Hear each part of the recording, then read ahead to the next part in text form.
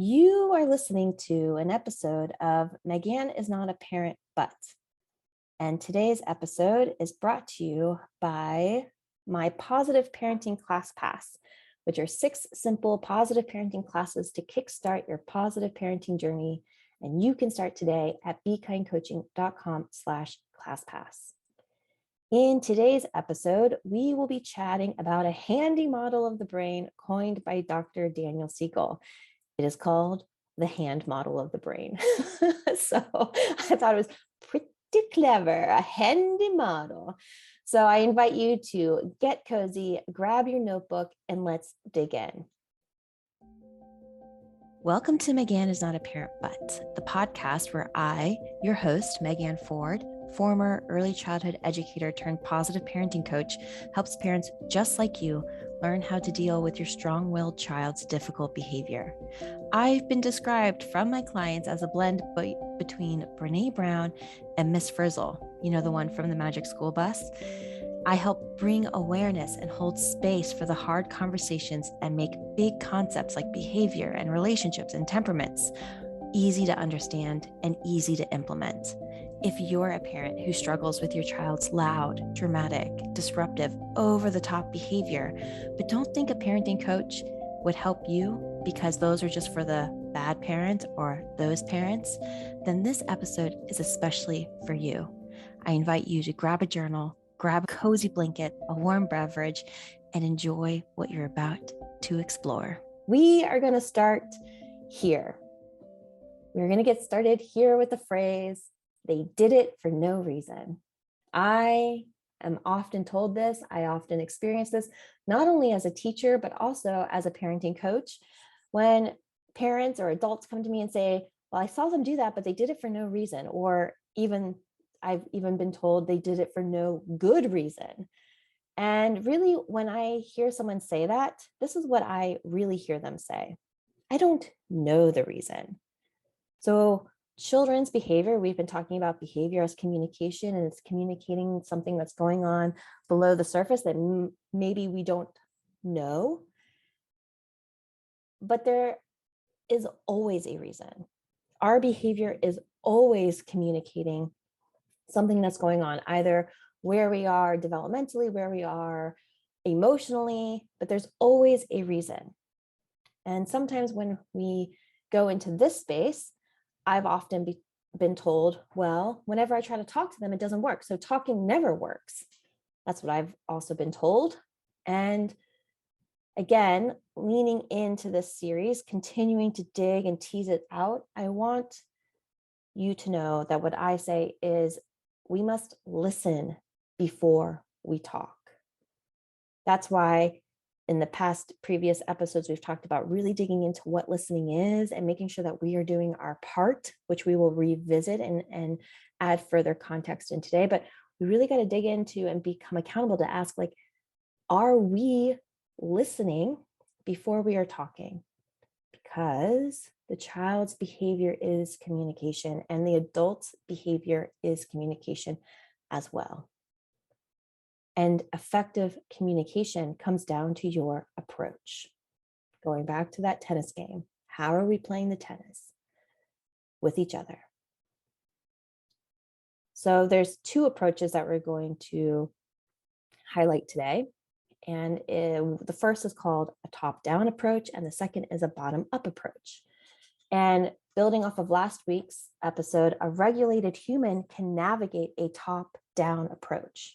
And when we talk about top-down, what we're talking about is we can think and then talk through our feelings. So it's starting up in the logical part of the brain, and then we start to talk about and conceptualize and think about and intellectualize what we're feeling. But for a dysregulated human, they are better supported in a bottom-up approach. What I mean by that is connecting to our feelings and then calming those, giving a sense of safety, so then we can access our logical brain. And this is where we hone into and segue into Dr. Daniel Siegel's hand model of the brain. So this will help give you some visuals to where they are. the person in front of you, be it the child, be it your partner, be it your own parents, be it the person in the grocery line in front of you. You will start to be able to see, are they able to think right now, or are they still connected into their feelings? And that will help give you the space to know, should I be talking right now or should I be listening? So if someone is in their feelings, let's lean into centering the listening. If they're able to think, they're able to have logic, then that will give us the green light to talk. So just to give you the grand overview, and then we'll dig into this more. Dan Siegel's handy brain model is just that. He invites you to fold your hand like a fist with your thumb tucked in, and he breaks down that fist in front of you with your fingernails pointing towards you is a model of your brain. And when we think about this, we can think about that the part that's where our wrist is, that is our brain stem, sometimes called the reptilian brain. Then our thumb that's tucked in, that's our amygdala and our midbrain. And then the fingers folding over the top is our frontal cortex, or our executive brain. And each part of this brain model has a different job. And when we can start to connect to where they are, then we can connect to where we are, then we can have effective listening and talking, and then more effective communication. So if we start at the bottom in our reptilian brain, we're going to start to unpack that the question it's asking is, am I safe? It is surveilling for safety.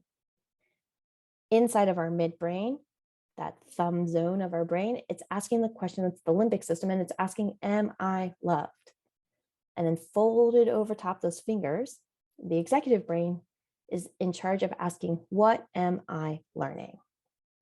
So we're going to start from the bottom, and we're going to go to the top. Like I said, it's a bottom-up approach versus a top-down approach. So starting at the bottom, the reptilian brain, this part of our brain is unconscious and automatic, meaning it is out of our control. It is a process that is happening that we are not cognizant to. And that part of our brain is controlling our body's vital functions, such as our heart rate, our breathing, our blood pressure, our body temperature, and our balance. It can also be our pupils dilating, our digestion, our hormone levels. Those are things that we are not always cognizant of, but it is something that is happening, and it is happening in the background. So when a child or a person is activated into this response, this part of our brain, when they're feeling unsafe, what will clue us into that is if they are mouth breathing, if they have quick verbal patterns, meaning they're talking very fast and erratically, when their pupils are dilated, when they're sweating, when they're hiding, aggressive, defensive, physical, and irrational. It all boils down to fight, flight, freeze, fawn. When they are engaging in those responses, we can say, whoa, something's going on. They do not feel safe, which can clue us as the other person to show up in ways that communicate safety. Sometimes it literally is saying, you are safe, I am here, I understand, I see you. It could invite us into getting below eye level, softening our tone of voice, using all of those nonverbals to communicate, I see you, I get you. Once that zone of our brain is regulated and it knows that it's safe and it's no longer under stress or distress, then we can start to engage up into our midbrain. Our midbrain is, again, that thumb tucked in, and it is asking the question, am I loved? Again, this part of our brain is unconscious and automatic, meaning it is out of our control. This part of our brain is the source of value judgments. It's often unconsciously, and it influences our behavior and our memories. So I like to put these two parts, the reptilian brain and midbrain, together, and it's kind of like that movie Inside Out. When you have the control panel surveying and cluing in signs, and then they activate the different parts of Bailey. Is Bailey the child's name? Bailey's behavior. That's what these two parts do together. They survey and they take in information, and then they clue in how to react or respond, either activating that stress response or cooling down into the rest response. Riley, thank you. Riley, shout out to Jessica here recording live. Thank you. That was going to bug me until I could get it. So these two parts of our brains make up what's called our downstairs brain. And it, again, is out of our control. It is often unconscious and automatic. So you can clue in that someone is engaged in this part of their brain if they are crying. They are now able to articulate and communicate their language, their emotions. They're expressing their emotions by saying things like, I hate you, or, oh my gosh, I love you. They're using short sentences here, not a lot of descriptions, and they're using really emotional language. But again, sometimes it can be irrational. I often get asked about from parents who they say, what are we doing? My kid is saying, I hate you. You're the worst. I'm like, okay, well, here's where they're at. And here's how we can show up to be a support to them. Again, if someone's in this brain, they're asking, am I loved? And this is where we lead in with connection. That's why connection is the very first step always. Once we have connection, then we can have physical safety, right? That part of our brain is soothed. I know I'm safe. And then our emotional part of our brain is soothed, knowing that we're loved and understood and connected. This part of our brain is asking, see me and hear me. This is where validation comes into play. And when we talk about validation, validation is not saying I agree with you or I condone or that I like it. When someone's screaming, I hate you to me, I'm not like, yes, please hate me more. That's not what I'm doing there. I'm saying, yeah, you're pissed at me. You hate me right now. You hate that I did that. I get it. You did not like it. That's a sense of connection. Communicating, I see you, I hear you, I understand you. Not only are you physically safe with me, but now you're emotionally safe with me because I understand. I understand what's going on. I understand where you're triggered. I understand what's activated right now. I understand how I can show up to de-escalate this situation rather than adding stress to escalate it. The goal here is to reach our conscious brains. And our conscious brains is that executive brain. So our conscious and widely inside of our control brain is that part of our brain that folds over top. This part of our brain is responsible for our impulse control, our language, our logic, our problem solving, our abstract thoughts and thinking, and even humor. A person who is engaged with this part of our brain is nose breathing, right? They are calm and they have calm verbal patterns. They're breathing regularly. You can start to see them slowing down. They have slow and flow movements. They're not jolty. They're not defensive. They're not jittery. They're in a calm state. They're listening and they're able to answer questions from a receptive place and not a defensive place. This part of our brain is where we can engage in reflective and logical communication with each other. What Dr. Dan Siegel says when this, why he loves this model is that when someone is activated, they say that their lid is flipped. So when they are triggered or when they are activated into their lower brain, into their space of questioning, am I safe, am I loved? That is a clue to the caregiver, to the person that they are with to say, hey, work towards getting into green zone, work towards showing up and engaging in ways that help support lowering that lid and calming everybody down. That way we can get back into a regulated state together. When we think about this and contextualize it with the episodes leading up to this, the children are learning from the adults. So children have less control over their emotions because those neural pathways, the communications of their brains up and down, are immature. They respond to those situations in immature ways. The neurons of that green zone, the prefrontal cortex, don't even mature until early adulthood. Some say between 24 and 26. So when we think about that in relationship to the 3-year-old, 4-year-old, 5-year-old in front of you, they're learning how to mature and how to control and how to regulate from how you show up with them. And I found this out in contrast. The amygdala, that yellow brain, the thumb that folds over, the amygdala is mature at birth and thus exerts a heavy influence on children.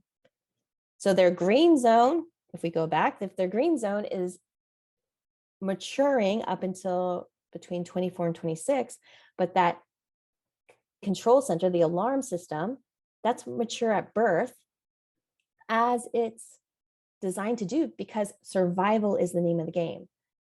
That downstairs brain is communicating safety and connection. Logic and language comes later, comes after we've matured. So this is why Jason actually asked me this weekend, he said, why are you so passionate about this work? Like, why does this matter so much to you? And I'm like, it matters to me because I think we widely must misunderstand so much. And so much of it is still in I have to get them, I have to control them, I have to get them to listen to me, and I have to control them. And it makes sense because that can give you the illusion of safety. But I think that when we slow down and we take ownership over us, then we can start to show up in big, impactful ways. And it's, I think, close to the surface, because today, recording this, today is my mom's birthday. And I just think back to, like, if she knew better and she could do better, what would have been different for her, for me, for us together. And I am grateful that I have this space and education and platform to share. And I'm grateful for you listening, because that means that you're here to be open to learning and growing so that this work can now be passed on to you and your children, because they are learning from you. You are the adult. You are the person with the most influence over your children right now. And you are the person with power. And so whatever work that you're doing right now, you're sharing that with them. You're sharing the tools of regulation that you have to share. And that's big work. That's big work. So I honor your work. I honor every step in your journey, every episode you listen to, every question you ask, every time you show up. I honor and celebrate it because this is big work. Brain break moment. All right. I know that I can go deep way fast. So let's just take a pause here to take a deep breath in and let it out. And listen while I let you know that this episode is brought to you by me, Megan, and my Positive Parenting Class Pass. Positive Parenting Class Pass are 6 simple positive parenting classes to kickstart your positive parenting journey. Those classes include Positive Parenting 101, which is a class that is just designed to give you the first steps in what positive parenting is and what it is not. Second class is Emotional Validation. In this class, we dig into how can we show up to have your child feel seen and heard in their lived experience. The third class is Setting Boundaries, all about communicating, enforcing, and allowing testing of your secure and consistent and firm boundaries. The fourth class is a class called Ending Entitlement. Inside of this class, we dig into how we are showing up using tools of entitlement and how we can start to release those tools and begin practicing tools of empowerment and choice. And we know that what we put down, they're going to pick up. The 5th class is a class all about natural consequences. This is a class that gets very clear, and you'll walk away knowing what an imposed consequence is, what a logical consequence is, and most importantly, how to begin utilizing natural consequences so your children begin learning from their lived experience. And the final class is a class all about apologizing. I like to say that connection is the most skipped over step and recovery is the least utilized step. So in that step, you'll start to learn how to show up and use impactful and effective apologies so that your child knows that you see them and hear them and care about them. If you are looking to begin your journey today, then I highly encourage you go to bekindcoaching.com/classpass and dig into the classes starting today. As my free gift, you will receive Raising Respectful Kids, which is my 3-part video series all about how to stop focusing on adding on more decorations to your child and to you and to your relationship, and instead starting to reinforce and build a solid and secure foundation together. I can't wait to hear all of your amazing wins from the steps that you take inside of Positive Parenting ClassPass. All right, ready to get back to our episode? Before we get back, let's take one more deep breath together. And take a deep breath in and let it out. And let's go. So now that we've gone over the 3 brain states, now I kind of want to invite you to see it in action. And I want you to notice your experience in this. And I want you to notice, what are you thinking, feeling, and deciding in this role play together? And this was a role play that was birthed actually during a TikTok live. And I don't know, it's just such a fun one. And I just think it really invites you to really click in to say, whoa, okay, now I get it. Now I can feel it, and I can see the impact of knowing the different brain states and where someone else is. So here's the scene. You and I are going to Target for coffee and probably to browse the dollar spot, and you're driving.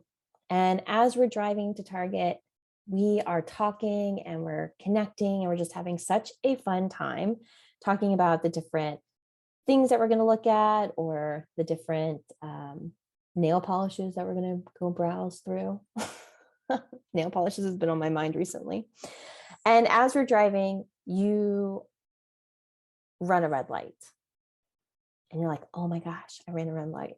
And just as you're running that red light, another car comes and just barely misses us. I want you to check in with, what are you thinking, feeling, and deciding? We make it out safe. We're fine. We're on the other side of the intersection. And at that time, you pull over. If you're thinking about the brain states, the red being, am I safe? The yellow being, am I loved? And the green, what am I learning? What brain state are you experiencing right now? For many, you would be in red. You would feel unsafe. Like that, the red light probably jolted you, and then seeing the car nearly miss us, woo, you are in a state of fight, flight, freeze, fawn. Your brain is saying like, whoa, you're not safe. Now, as we pull over, imagine if I responded to you in my green state. I say to you, so what coffee are you going to get when we get to Target? What was the color nail polish you wanted? How would that be for you in that moment?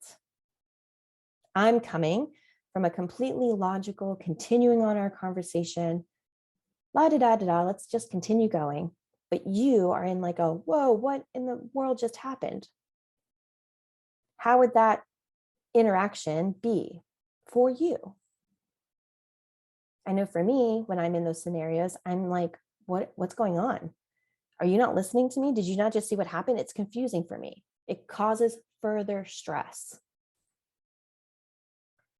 Now let's imagine that I respond from my yellow brain, my limbic system, my emotional brain, and I say something like, oh my gosh, that was frightening. What's wrong with you? Were you not paying attention? I can't believe you did this to me.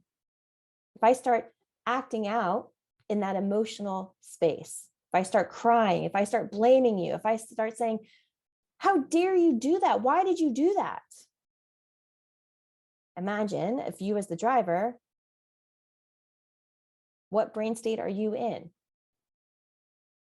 Probably still red. Probably thinking your defenses are now on guard because now you're having to process what happened and defend, but from me. It's like a dual defense. And now what happens if I meet you in your red? If you're in shock and I'm in shock and we're just both stunned there? Or what if I start getting aggressive to you? If I start making you out to have done that on purpose, and I start saying things like, what's wrong with you?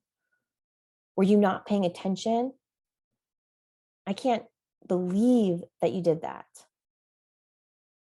Again, you see how we're adding more stress into that situation. Where now we're both engaged in that code dysregulation that we talked about in the last episode. So all three of those spaces, I have acted as more stress. In those moments of me going through that process with you, we are now furthering that stress together. I can feel it even in my body now talking about it. I can feel the activation. So now let's take a different route. So let's say I, in that moment, center your experience and I start to do my part.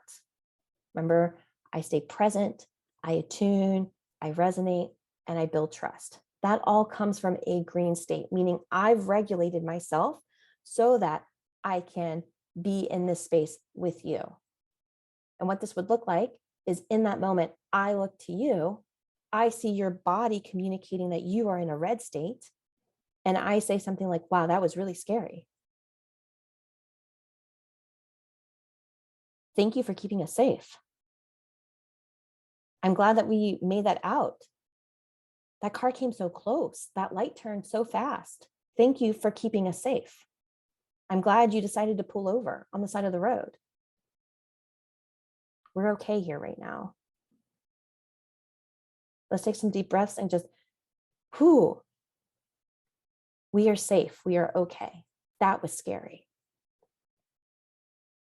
In those moments now, maybe you're starting to think like, yeah, that was scary.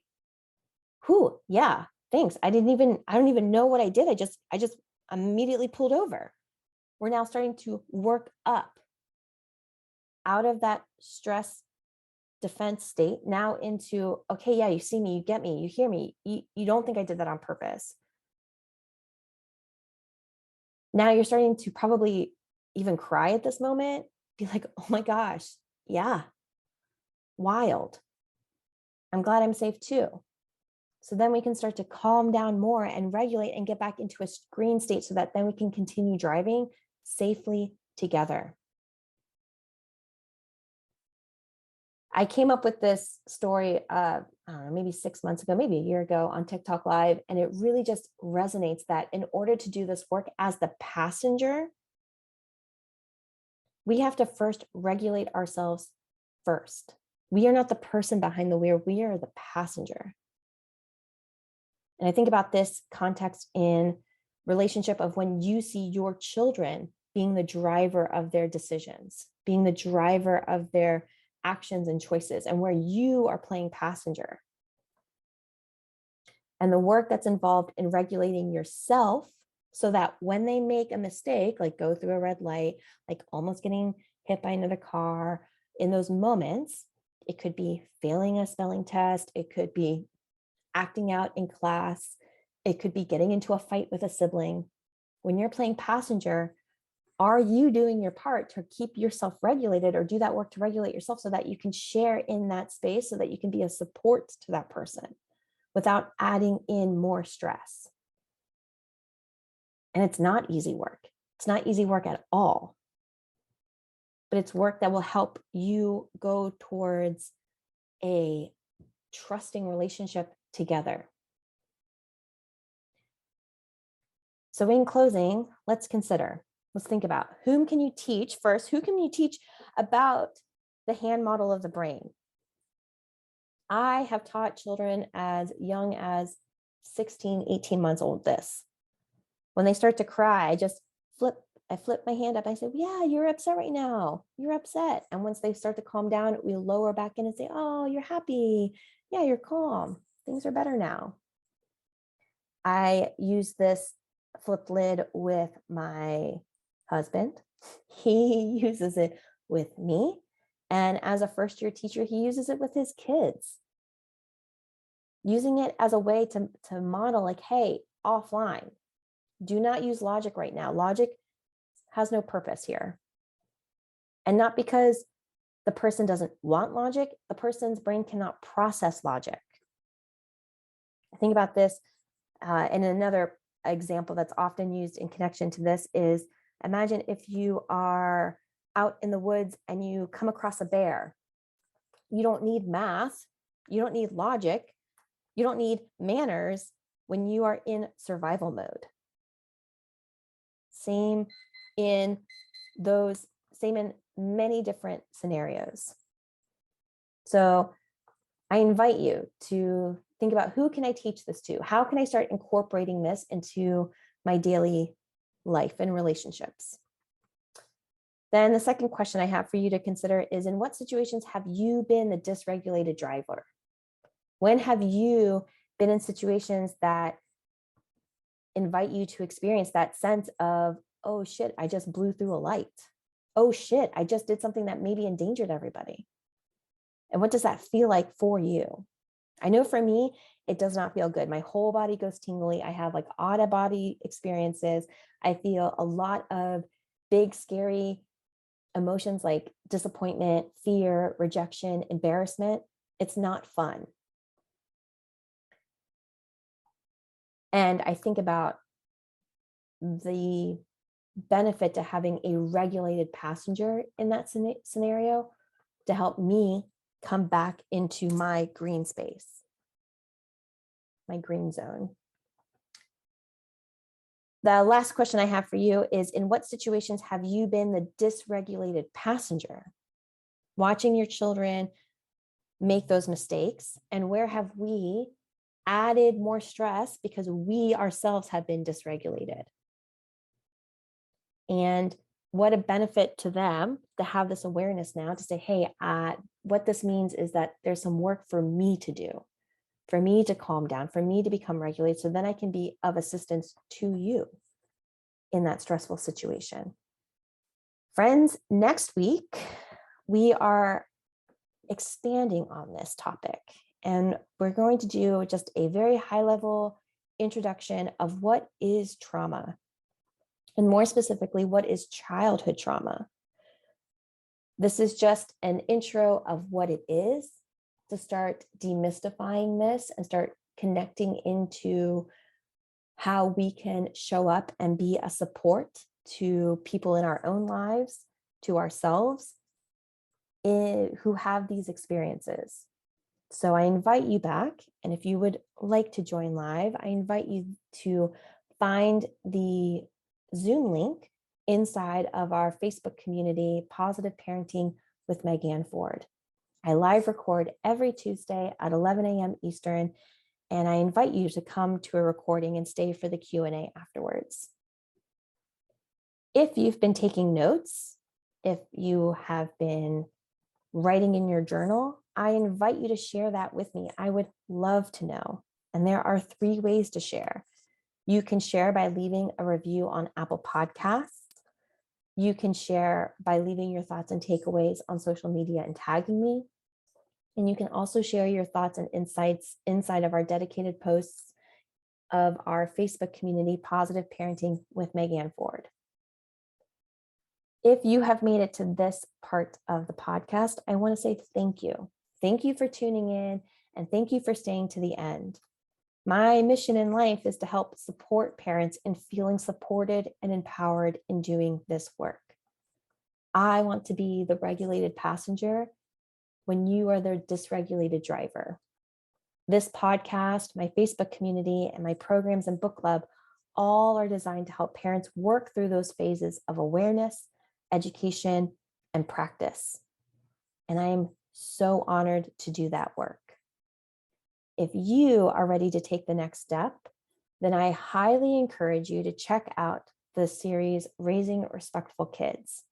In this 3-part series, it covers what positive parenting is and isn't, how to determine if your family is making a positive impact, and how to begin showing up in big ways to make a positive impact on your family's relationship together. You can get started today at bekindcoaching.com/free class. That means that you'll get the first part of that 3-part series for free. And if you want the whole thing for free, you can join ClassPass, and it's my free gift to you. All right, friends, thank you so much for being here, and I can't wait to see you next time. Bye, friends.